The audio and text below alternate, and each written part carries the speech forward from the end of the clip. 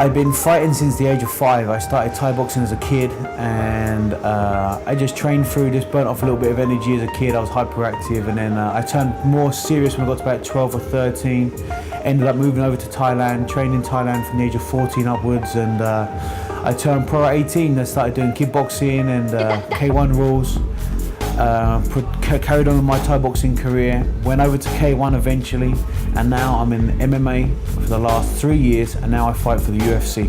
When I fought Patsko, it was a real, it was one of my first, it was like my, oh no, 5th or 6th fight. It was my second fight for Cage Rage, and I had some personal problems go on at that time, and I have no excuses. I lost the fight. He was just a big dude. We know he's a big wrestler, and I didn't stick to the game plan, and like I said, I had some personal problems go on, and he beat me, and he was like a north and south choke.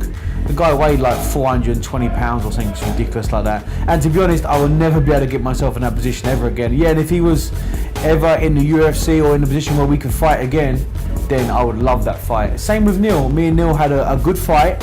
I hadn't been training any real groundwork when I fought Neil Grove, and we had a first round. I was very close to submitting him at the end of the first round. The referee stopped the fight. Look, I thought it was for him to finish the fight, but it was just for the end of the round, and then he beat me by ground and pound. So fair play to Neil, he beat me, and as it turns out, I mean, I don't regret any losses I've ever had in my career, and the people I have lost against, like I lost against Mustafa Al-Turk, the next day he got a UFC contract. I lost against Neil Grove, the next day he got a UFC contract, and now both of them are not in the UFC no more.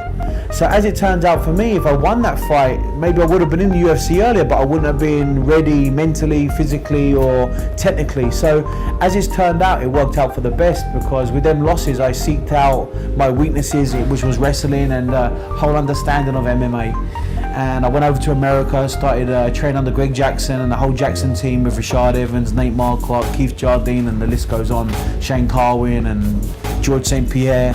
I mean, the best of the best is in our team right now, and I've been training with these guys day in, day out for the last 2 years. So I've highly improved, and now I've got a UFC contract, and I'm at a place where I'm growing. I know my place on the ladder right now. I'm realistic in my goals, and I just take one fight at a time, one punch at a time, and make sure that I keep my record clean as possible. I mean, to be honest, records before you get to the UFC don't really matter. It's like some people come to the UFC, like my last guy, Daryl Schoonover, came to the UFC 11-0, undefeated. I beat him, but my record was had losses on it. So who's a better fighter? It doesn't really mean what your record is. It means who you fought and who you've lost against. And even if you have lost, as a fighter, you pick yourself up and adjust them then losses and come back and make sure they never happen again. And I feel in my career that I've done that.